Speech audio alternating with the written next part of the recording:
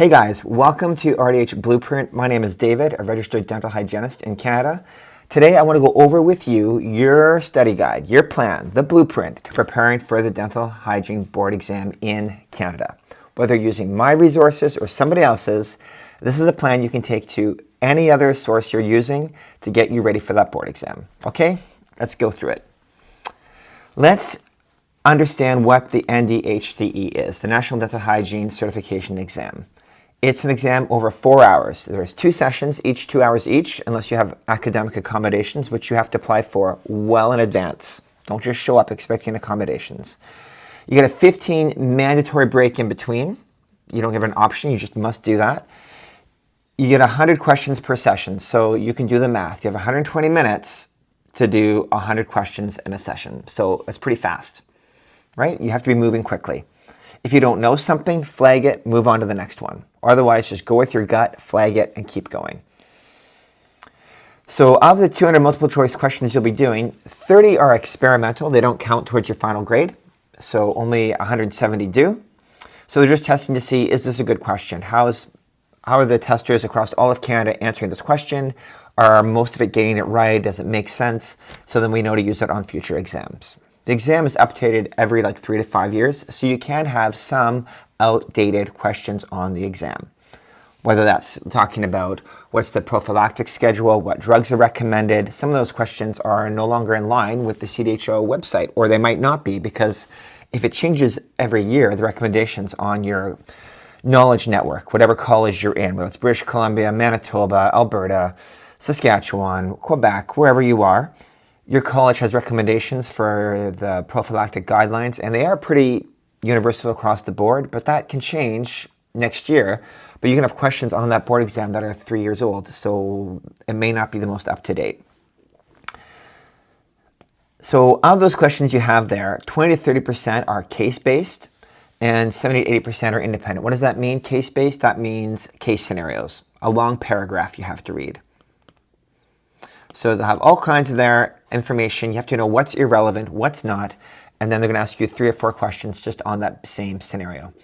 So when you're studying, you need to be practicing case scenarios. I have a whole bunch for you to study, as do most other resource guides, which I recommend using multiple. And I have several that I recommend at the end of this video, so stick around. 70 to 80% are independent questions. What does that mean? Is you're only asked 1 question per paragraph you read. That's it, and they want you to move on. No two tests are going to be the same. Even the person sitting next to you will be different. So everything's different. So don't try and cheat. It's not going to help you. So these are some exam rules. If you have internet issues, you need to report to your proctor immediately. That's the person who's supervising you writing that test. If you get caught in traffic, or the internet's not working, or the power goes out, contact the FDHRC right away. Let them know what happened. They can make exceptions for you to write the test another day and rewrite. Don't try and troubleshoot the computer on your own. On the test day, I'm saying probably because this isn't a guarantee, it just depends where you're writing, you'll probably be allowed an unmarked disposable water bottle, perfectly clear. And then they'll probably supply you with a clean piece of paper and a writing utensil, a pen or pencil. They'll supply that for you. You can bring a pencil just in case, but they'll probably supply it for you. You'll be answering questions on a computer, so you have to get used to looking at a computer for a long period of time. I'm going to get into that study strategies down below. Many questions are embedded in patient case studies. That means you have to read a whole case study, then they ask you a question. I recommend you skip to the question first. If you have a huge paragraph, skip right to the question, know what they're going to be asking you about, then go back up and read the case scenario if you need to. You will need to apply real-world knowledge to these situations. Think about what you would do in clinic. What would be the procedure if in clinic something were to happen, like you drop the air-water syringe, or the HVAC isn't working that day, or something else goes wrong? What can you do? Think about what your instructor would tell you to do in clinic, and go with your gut. Most of the time, your gut answer is correct. Only go back and correct your gut instinct if you know for sure that was the wrong answer. So you get 3 tries for the National Dental Hygiene Board exam in Canada. That's it. As many of you know, this is what's so scary about it. After the third try, if you're unsuccessful, which is a nice way of saying you failed, you have to redo all dental hygiene school for the fun price tag of approximately $45,000. So you want to make these count. Imagine how nervous you're going to be on your third attempt. Some of you might be on your third attempt. It's just panicking, right? It's going to make you so anxious. So what do we want to do?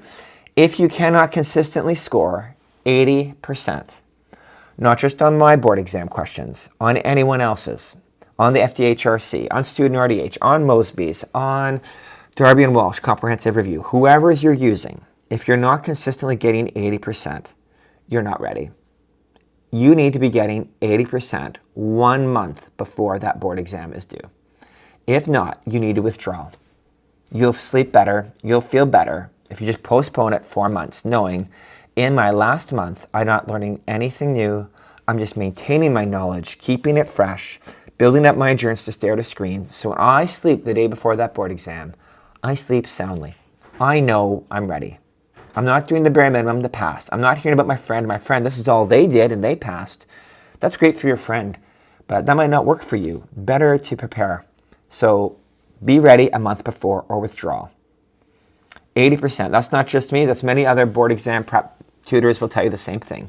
That's what I'm getting this from. If you're getting over 80 consistently, not just, well, 6 times out of 10 I got it. It should be 9 times out of 10. You should be always getting over 80%. Why does it matter? Well, every time you fail, you have to retake that test. That's another $850 plus tax. Last time I checked, this is December 2025. So with inflation, it's only going to go up. Every time you fail, it's going to impact your confidence. You're going to feel like, oh, I can't do it, or maybe I'm just dumb, or maybe I can't be a hygienist. Yes, you can, but you need to prepare.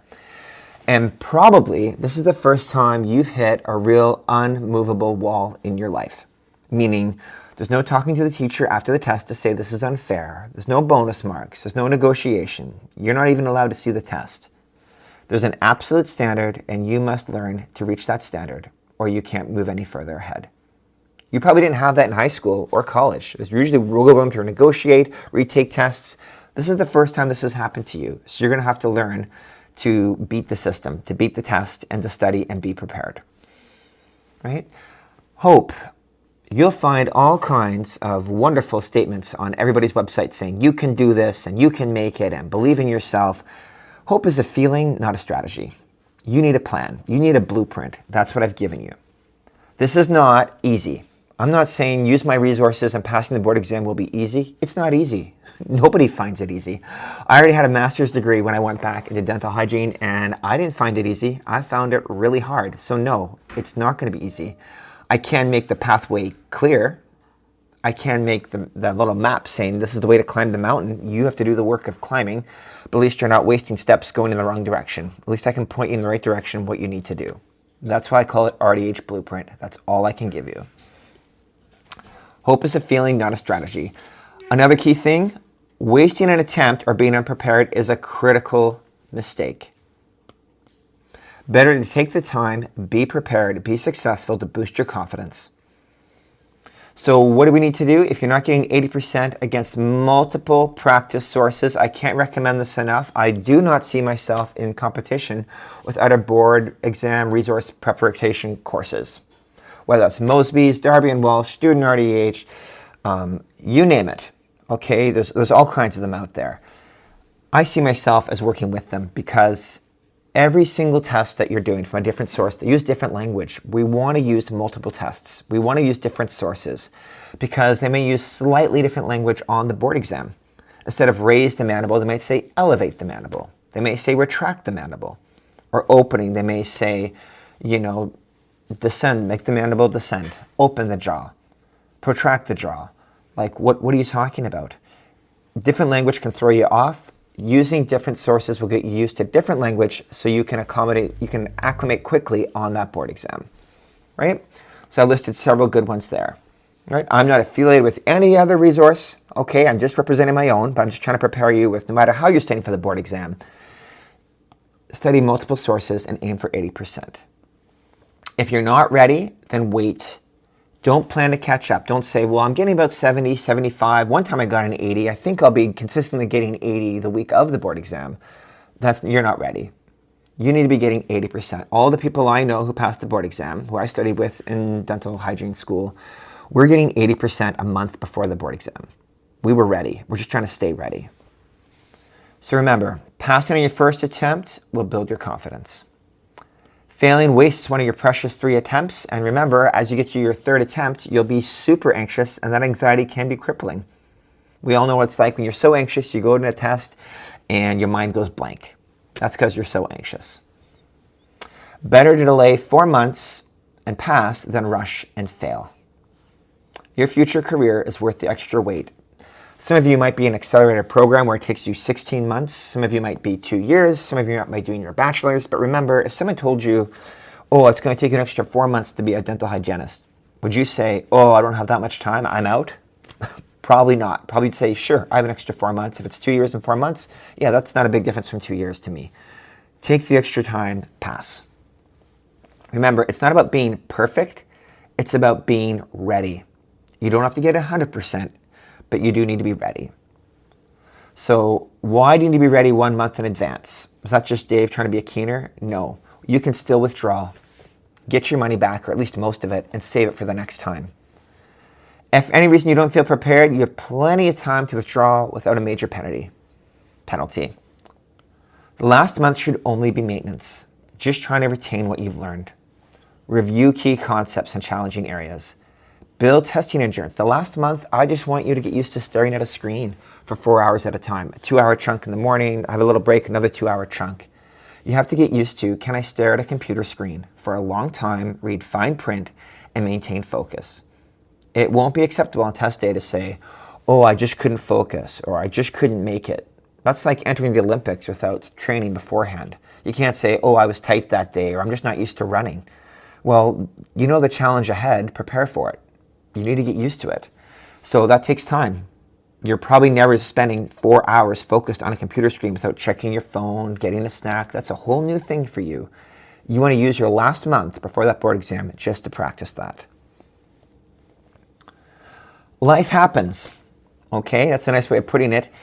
Is it really likely if you are now, say, 3 to 4 months out from your board exam, which I hope you are, 3 to 4 months out, is it really unlikely that in the next 4 months you won't have some type of family crisis, you won't get sick, there's relationship drama, something you have to attend to for a couple days? That's very likely. In fact, it's almost a miracle if you don't have any drama in your life or any crisis in the time you're in dental hygiene school. That's why you need to plan ahead. So if you get sick, I can take 4 days off. I'm not trying to study when I'm sick. I'm just resting. I'm going to put on a movie. I'm going to fall asleep in that movie, wake up, start another one. I'm just going to rest.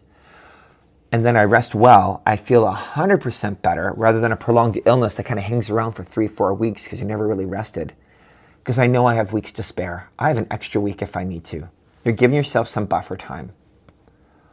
If you're ready a whole month before, that means I can get sick, there can be a funeral, there can be some crisis I have to attend to, and I know I have extra time to catch up. Nothing is going to stop me from being a dental hygienist. I'm not going to have to postpone my board exam a whole another 4 months when I write the next board exam 4 months later, just because I was sick for 1 week. No way. I've built in that week buffer into my study plan. Do the math. Consider the financial impact of delaying your career. How much money are you making now? How much more money will you be making as a dental hygienist? For those 4 months, if you have to delay your board exam because you're not ready, or if you decide to write it even though you're not ready and you're unsuccessful, add up that money. That's a lot of money. Isn't it worth doing a little extra effort now so you know you can count on that money? Like, that's how much would you be willing to work for those thousands of dollars? I was willing to work a lot. That's a lot of money I can make extra over those 4 months. So for me, I will do extra work. I will be over prepared 1 month in advance so that nothing's going to wreck it. A funeral, my kid gets sick, I got to look after them. I get sick, there's a crisis, there's drama. I'm ready, right? Nothing's going to stop me from being ready for that board exam. Other advantages, hey, nothing goes wrong.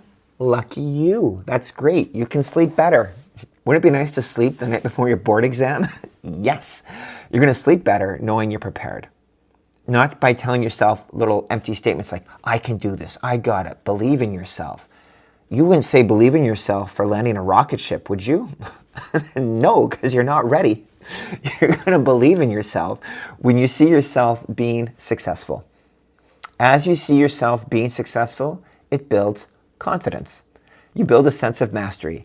Now you feel ready for that board exam, so you sleep better. You're like, oh, I got it. I got this. I know I have it because I'm doing it so well.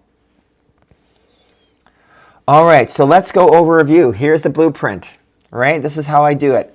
It can feel overwhelming. The best analogy I heard was, trying to conquer dental hygiene is like trying to eat an elephant. You got to do it in small bites, right? One little bite at a time. When you do it in small bites and when you write it all out and you see your blueprint, you write in the calendar when you're going to study, which topic, which day, and you see yourself checking these things off, you start to feel successful. You feel better. You might not have achieved your whole plan yet. You might have been only 10% into my study plan. Yeah, but you can see how you're going to get there. You don't feel like, oh man, I got to study this all in. How am I going to do it? That's not how you want to do it. You want to break it up into small chunks, 14 study sessions, and you're going to plot that out on your calendar, and you can see, oh, by this day, I'm going to be there. Then I feel ready. So here's how I broke it up into 14 sizable chunks for you, right? This is how I did it. Pharmacology is its own day. Oral path, it's really 2 days, okay? It's that big of a subject. Plan twice for that. It's really got 15 study days, but oral path is 2. Medical emergencies, local anesthesia or pain management, periodontics, right? Like perio, your staging and grading, radiography, your x-rays, community. Community can be a big one, and it is annoying. There is a huge paragraph you have to read. It's hard. It's exhausting. You will build up some test endurance just doing community questions. It's hard. Oral facial anatomy, less tiring. It's more like true or false, or pick the, well, not true or false, but the multiple choice, like what muscle is this? It's more straightforward, but you do need to know it. Nutrition, immunity, and smoking cessation, I combine that all into one. I know you do a whole class on some of these things, but I don't think it needs it. I just took the very best of those and combined the topics. Microbes and embryology. I took microbiology and the best of embryology and I put it together. I do not think you need to study everything in microbiology or embryology. It's too much. The board exam is more practical based, not can you name every type of bacteria that could be in the mouth. That might be 1 or 2 questions. But we're looking at the very basics of those. Infection control and IPAC, look for those questions. Preventative care like dentifrices, like your toothpaste, flossing techniques, what can you use on an implant? Dental materials, what do we do about impressions? What if something goes wrong? What if I get the powder in my eye? What do we do? How do we clean dentures? That kind of stuff. And then statistics, ethics, jurisprudence, I combine that all into one class, taking the best of each. I do not cover anatomy and physiology. You may find this in other textbooks or comprehensive reviews, because at best, it'll probably just be one random question, like name the bone, at this part of your arm. Like you might have one multiple choice question like that. But more often than not, they're expecting you to understand anatomy and physiology as you answer other questions. So if you're on a calcium channel blocker, which one's going to impact the lungs and why? You might have to know, oh, this is why, right? Once with end with April, right? You can have a dry cough because it's working on ACE, which comes from the lungs. Again, this is in my videos I have online, rdhblueprint.ca, but the important thing is, anatomy and physiology, I don't want you to memorize hardcore. That's kind of covered as you study other topics. So if you see it in other comprehensive reviews and you want to study it, knock yourself out. I find you get enough of that information just studying everything else first. So there you go. That's how I broke it out. Those are my little chunks. I broke it into 14, 15 chunks. So here's the ideal scenario. If you say you're way ahead of the game, maybe you just started term 2 or you're in term 1, or basically you're halfway through your dental hygiene program, it's ideal once you're halfway through your term, your course, your program, to start studying and consolidate all your knowledge you've done so far. I did a short 2-year program, and by the time I was done year 1, I'd already studied about 80% of the academics of what was on the board exam. Which means if I make my notes on those topics I've already studied and just consolidate my knowledge, make the best of the best, I'm already ready for 80%. That means as I enter my last year, as I'm preparing for the board exam, I just have to maintain that knowledge and then learn the last 20%. That's what I recommend. That's ideal. Let's talk about a more likely scenario. more likely you got 3 months before the board exam. You're just finishing your last semester. Maybe you're going to write the board exam early like I did, like a lot of us did, to be prepared. Maybe you just finished school and now you've graduated and you got 3 months before the board exam. Here's what I want you to do. I want you to aim to get about 3 subjects a week. That's a good goal. This needs to be your first priority. This needs to be your full-time job. Everything else needs to move around this. So if you have 15 study days, you're doing about 3 a week. That's going to be about 5 weeks. So let's say 5 to 6 weeks. 7 at the most if something goes wrong. So I would do 2 on weekdays and 1 on the weekend, or try and get 2 subjects on the weekend and try and get 1 other one in the week. That means you're watching the videos, you're going through the whole course on that, whichever resource you're using, and you've mastered it. You've got your notes on it. That's what you want to be doing. That way, by week 8 or 9, you're ready to start taking comprehensive reviews. Not just studying one subject, but everything, and test your knowledge and see if you're ready. So that way, after week 9, say you've got everything by 8 weeks. Say something goes wrong 7, 8 weeks. By week 9, you're now at the end of the 3rd month. You're taking comprehensive reviews. You're doing that every day, right? Or every other day for 4 hours. So you do 2 tests a day, 2 hours each. And you're seeing, how am I scoring? Am I scoring 80% or higher? I have a whole bunch of tests I list below, which I want you to do, but this is what we're going for. That way, 1 month, by the end of week 9 or at week 10, you've still got about a month before the board exam. If you're not getting 80%, you can withdraw. You can get your money back and get ready for the next time because you're not ready. Hit all your learning styles. Whichever program you're using, we want to use every type of learning style because you're not sure which one's going to work for you. People often talk about, well, I'm this type of learner, or I'm that type of learner. Do them all, okay? You're not going to regret it. Do them all, and something will stick. Visual. You're going to want to watch videos, something you're seeing it. That will help you remember. Draw your own charts. Draw your own diagrams. If it's something for like local anesthetic, where do we do it? Draw out your own graph. For this landmark, for this part, for the IA block, we're doing this much. Write it all out. It will help you remember, right? You remember what you draw. Listening. Listen to my audios. I've got all kinds of videos. There's other places that have videos. That will really help you remember. Hearing someone talk, different voices, different jokes, even the way they mispronounce some words, it'll stick with you and it'll help you remember. Right? Even hearing your friends discuss it will help you remember. Reading. Read your textbooks. Read the PDFs I've put online. That way it'll help you remember. Reading also engages your brain differently. Then writing. Handwrite. Don't type. Handwrite. In a notebook on little cue cards. Organized by subject. And organized by resource. If you're using a different resource, use a different color pen or highlight. This is from this resource. This is from that one. This is from my teachers. This is from RDH Blueprint. This is from Student RDH. This is from Mosby's. This is from Darby and Walsh. Because sometimes they don't agree, and you want to know, well, this resource said this one said that. Why don't they agree? Probably because either one's inaccurate, which happens a lot, or it's for the American board exam, not the Canadian board exam, which is why I made RDH Blueprint, because I way overstudied. I don't know if you can overstudy. I did benefit because I got better sleep, but I over-prepared. I studied everything. And then I was comparing, this doesn't agree with that resource. What is it? I go to my teachers and they would say, oh, that's because this is inaccurate. It's for the Canadian board exam. This is what you want. Okay, good. And I would verify. So I took the best of those notes and I'm giving it to you. All right, that's what I did. So write it down, write your own notes. The act of writing will also help you study. In fact, writing is a good way if you're too tired to study. I can't memorize. Write. You're not too tired to copy a word. And just by copying word for word, it helps you remember. Speak. You yourself having to form the words with your mouth will help you remember. Speak out loud and study with study partners. I would start off by just reading the questions out loud as I'm studying for the board exam, and just saying it out loud, it helps you remember. Teaching. Teach others. Get study partners. I know you're going to quiz each other on these topics. You ask them a question, they ask you one. If you live far apart, use FaceTime. That's what I did. Use FaceTime. We go through questions. It was great. By you teaching each other, you're going to remember.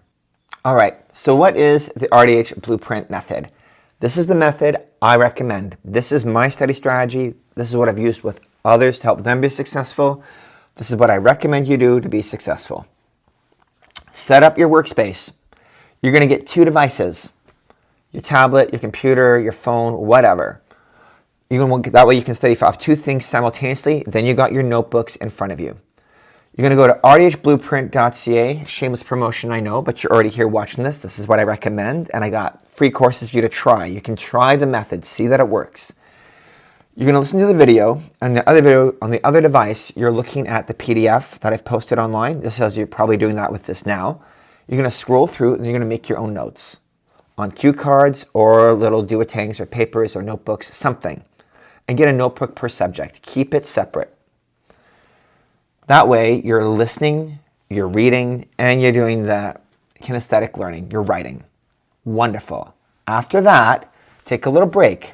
Then come back and write the test and test your knowledge. I have all kinds of tests online. If you're picking up a textbook, then read that comprehensive review, make your notes, and then do the questions afterwards. Take a break, give your brain a little Etch-a-Sketch shake, reset, and come back and do the test.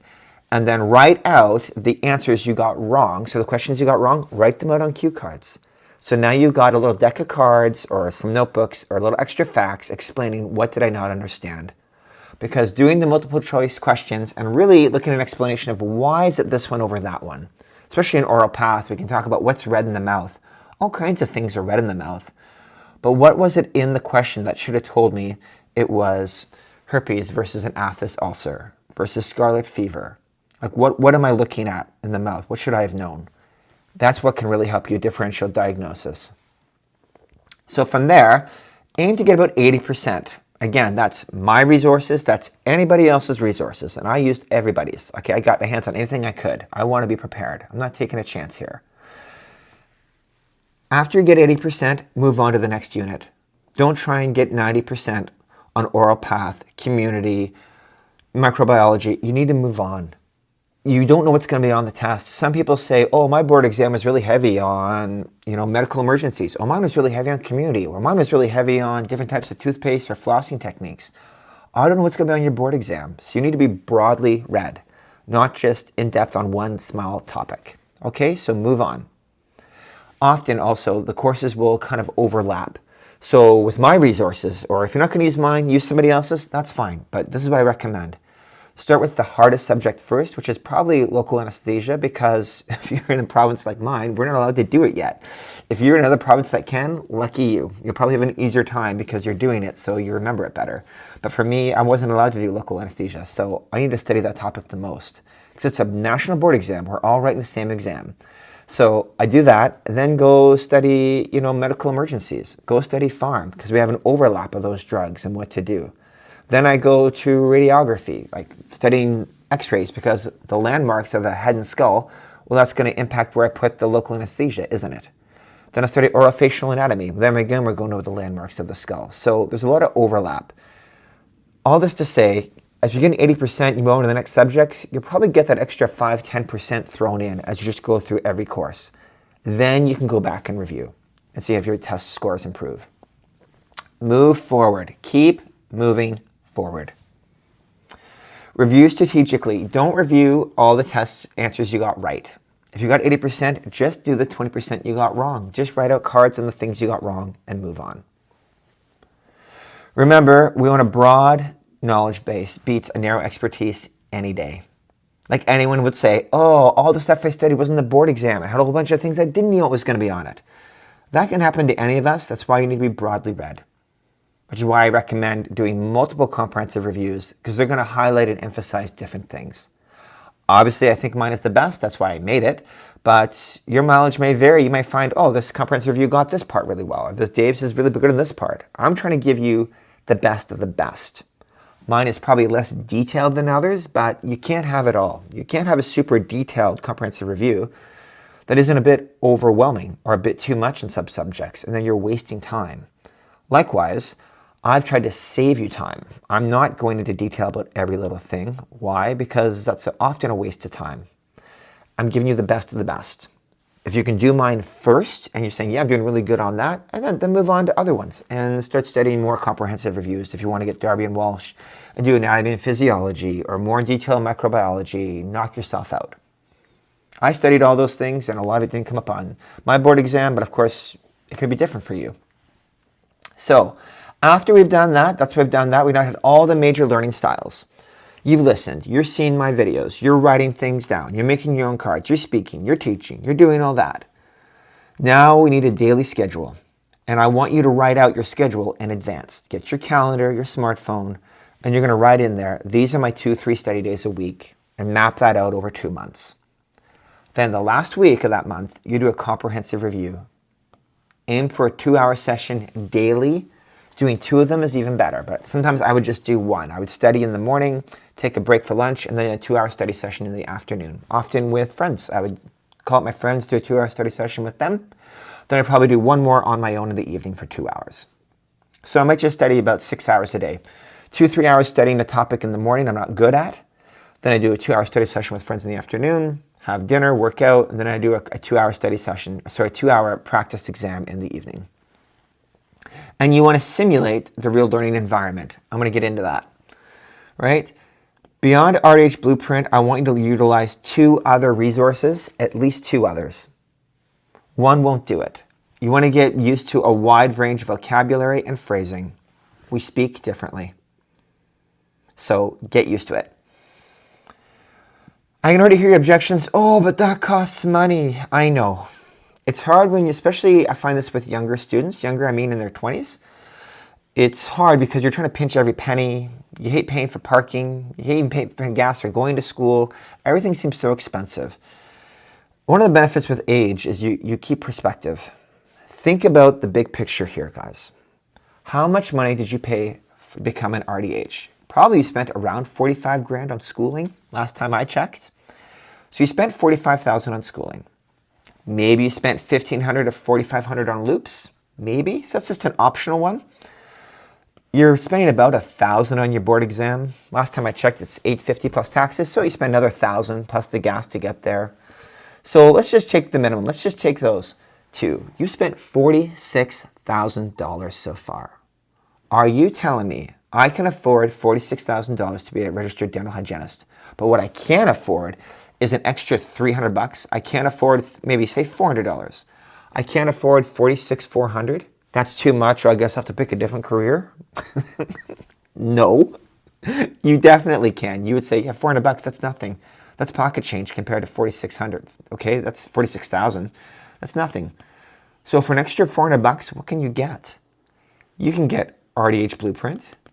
You can get Mosby's or Darby.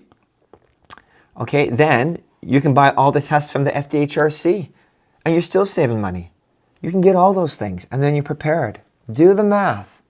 What is another $400 on resources? Look at the starting wage for an RDH in your province. Go to Indeed, Workopolis, find a job site, look for RDH. What's the starting rate per hour?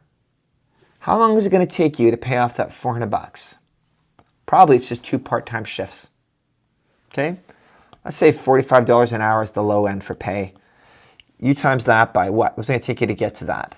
Right? Probably 10 hours after taxes. You got $400 in your pocket, approximately, and you've paid for it. 2 5-hour part-time shifts. It's paid for. All your study resources are paid for. It's going to cost you more in time than the resources themselves. It's worth it. Okay. Another way to think about it, what will it cost you if you're unsuccessful? Another $1,000 at least to take the board exam. Not to mention the lost wages you could have earned, probably a couple thousand a month extra you could have been earning. And the cost of failure you're going to see is far greater than the cost of being prepared. And what's the worst case scenario? Say you could have got by with 1 or 2 resources, but you bought an extra one. So what, you wasted $100? It's not wasted. Would you not pay $100 to get a good night's sleep the night before the exam? Some of you probably would. Probably you'd say, yeah, I'll pay an extra $100 just to know I have a good night's sleep.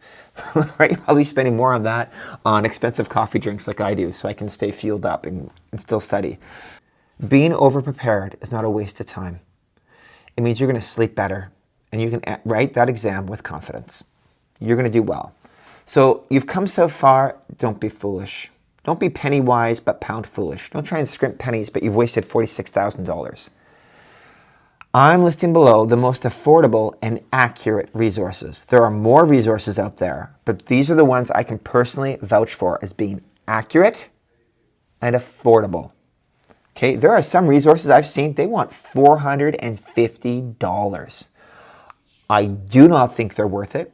I really think they're overpriced because you can get a lot better for a lot less. And then you have multiple to compare with. Rather than saying, well, we're giving you everything for this bigger price. Yeah, but you're giving it to me in your language, in your style of writing. I need to get used to several styles of writing. I want several test banks, not just yours. So I'm recommending several resources. Here's what I'm going to recommend. So what resources do I recommend for the dental hygiene board exam? RDH Blueprint. These are my own notes. These are the notes I've made from studying from the best of the best and tutoring other students to prepare for the board exam. I've put it all together here for you. It's there.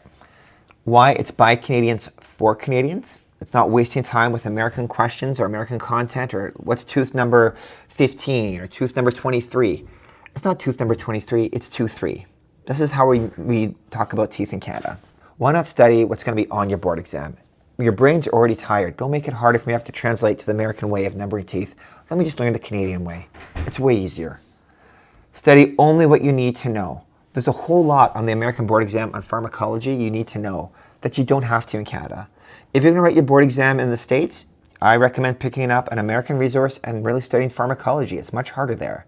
In Canada, we don't have to know as much, which is my pharm course is streamlined. Just what you need to know. Canadian focused content. That's why I'd say it's a must-have. From there, I recommend the NDHCE exams from the FDHRC.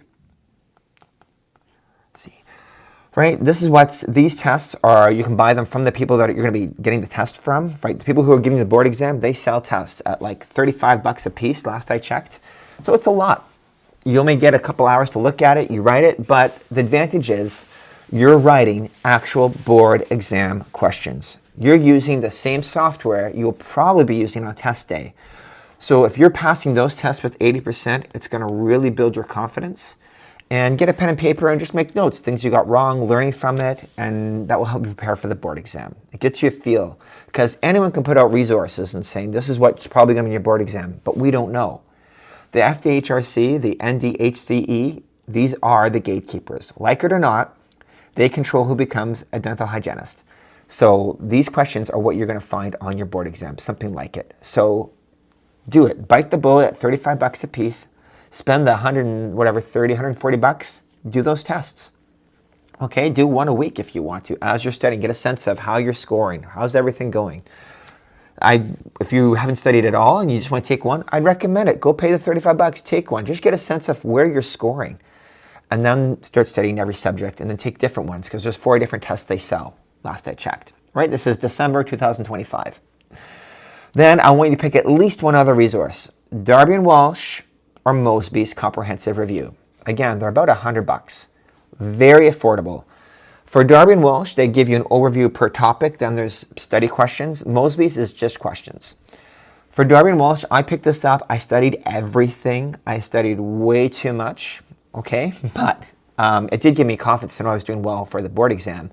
But this is what I'd recommend. They are both published by Elsevier, so they're both good. The online formats are the same. I do find it a bit fatiguing. The font was super tiny. I couldn't make the font bigger, but you might say it helps you because you might have some eye strain on board exam day because you can't decrease the font there. But at least on my website, you can make the font bigger, which is nicer. They both have thousands of board exam questions. They both target the American board exams, so there is some wasted time in there, admittedly, yes, but still excellent practice. If you're getting 80% on those, you can count, well, 10% were probably just for the American content. I don't need to know that. But skip the farm section. It's way too hard. Skip farm. The advantage is they are hard. If you can get 80% on those, you know you're going to be ready for the Canadian board exam. They're different, but they're equally excellent. Pick whichever format you want, and I'd recommend if you get Darby and Walsh or Mosby, go straight online. Don't read through Darby and Walsh and answer all those questions. I find that really hard. Just go straight online, start with the hardest subjects for you, and start doing the online practice comprehensive questions. Do that. And what you get wrong, make your own notes for. Okay, copy it out. This is what gets wrong. I'll give you an explanation, write it out. Now, do double check. Sometimes it'll say your answer was wrong, but it was actually right. Now, maybe they've updated it and they've corrected their mistakes, but I found that sometimes it is a little frustrating. anyone has mistakes on their board exam. Anyone can make a computer error. You find any on mine, you let me know. I will fix it. Okay, and I'll send you a promo code to thank you. But do double check the answers that they are actually correct. Right? Here's why I like Darby and Walsh. Darby and Walsh is the authoritative textbook for the board exam. When you write the FDHRC practice tests, they'll give explanations of what the right and wrong answers were after you finished. And you'll see sometimes they quote a page for Darby and Walsh. So the hygienists they get to write these questions, they have to quote a source for how'd you get that answer. And they're quoting Darby and Walsh.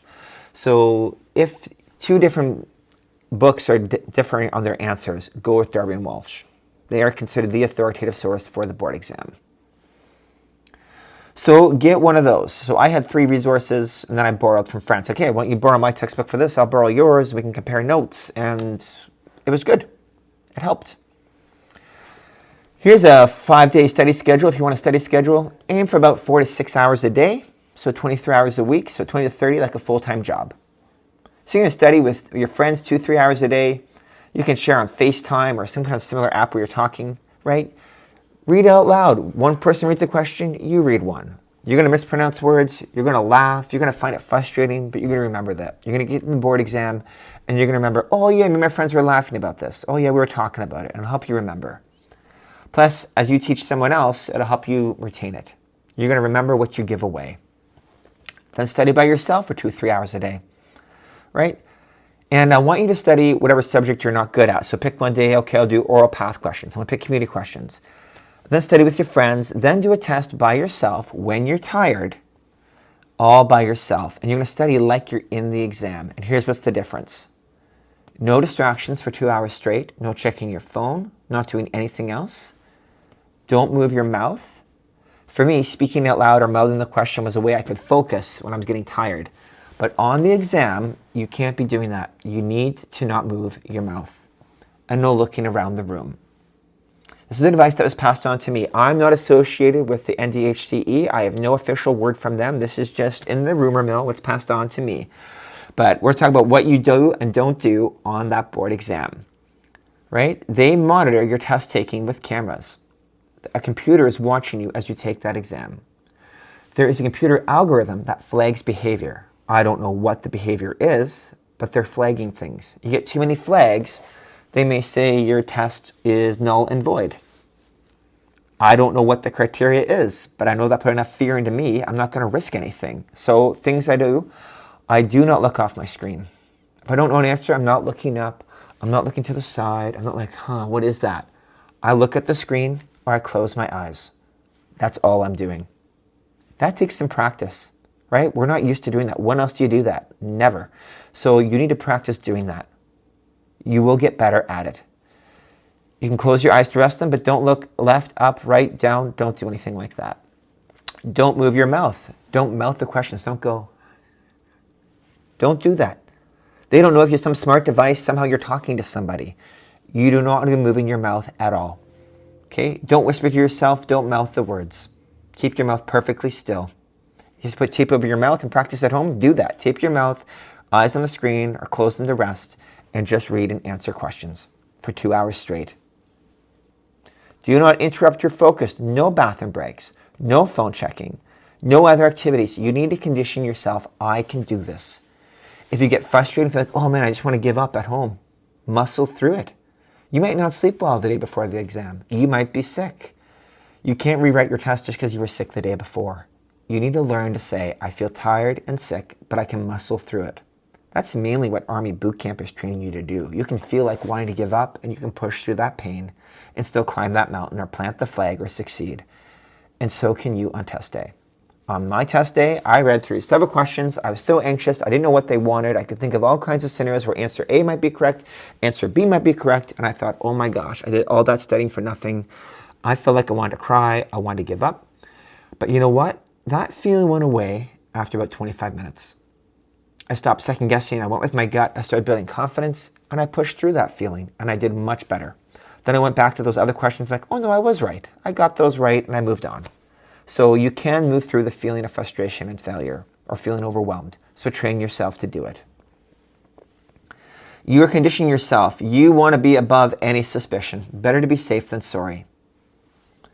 Here's a 4 intensive week study plan for those who do want a crash course. Okay, in 4 weeks, weeks 1 to 3, you must finish everything. Okay, do everything. You want to get through 1 to 2 subjects a day. Maybe you can do that. Good for you. 1 subject in the morning, 1 subject in the afternoon. So you're done everything in about 2 weeks. Then for week 3 and 4, you're doing 4 to 6 hours of exam writing a day, doing online tests, practicing with friends and on yourself. Okay.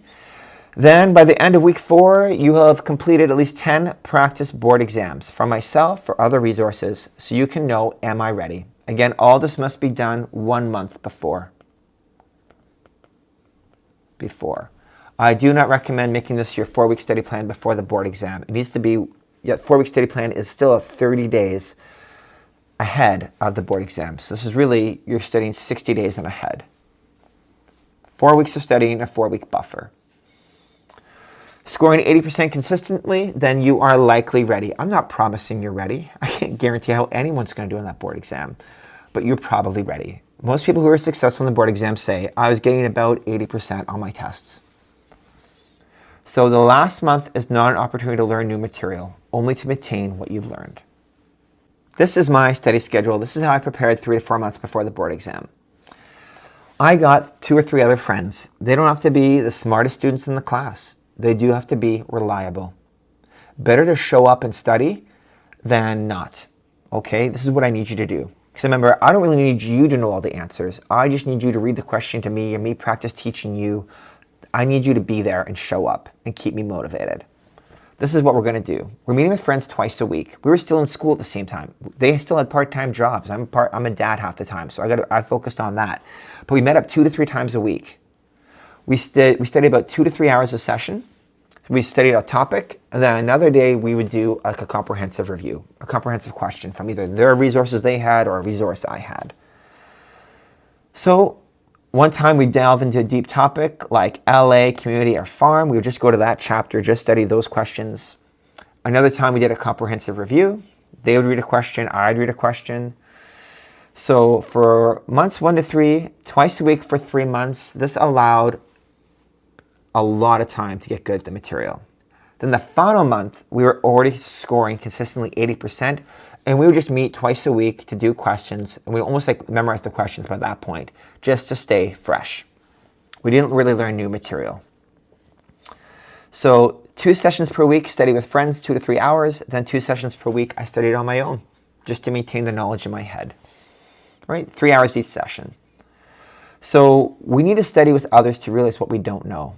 You can feel like you know something till your friend asks you, why is it this and not that? And then you realize that you don't know it.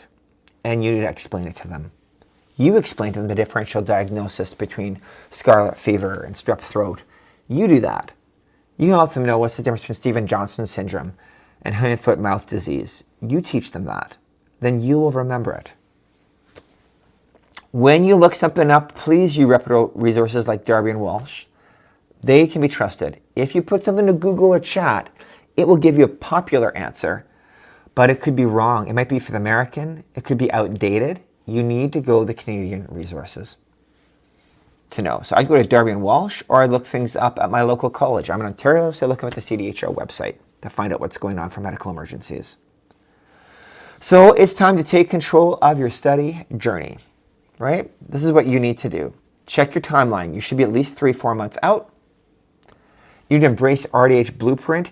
If you're here and you've already studied a whole bunch of other resources and you just stumbled on my resource and you're in the last month, well, maybe you don't need to buy everything. Maybe you need to buy just the subject you want. That's why I've made it available that you can piecemeal it together. You can just buy Oral Path if that's the subject you need extra practice on.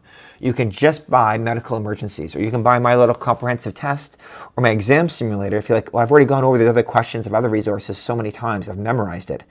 You probably have. So I sell a separate test, do it at the end, okay? So that you have a brand new questions you've never read before, just to stimulate your mind to have to read the question carefully. Not read a few words, oh, I know this, and you skip ahead. That's the advantage of saving a test you've never done before until the end.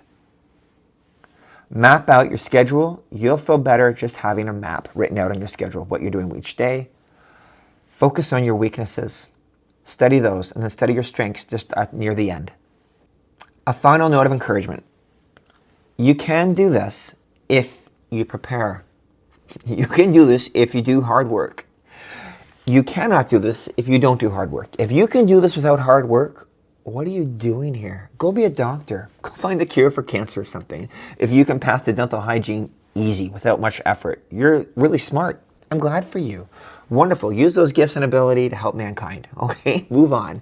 But like the rest of us, or is just struggling to get through this, study hard with friends, commit to your study schedule, have a plan, and you will do well.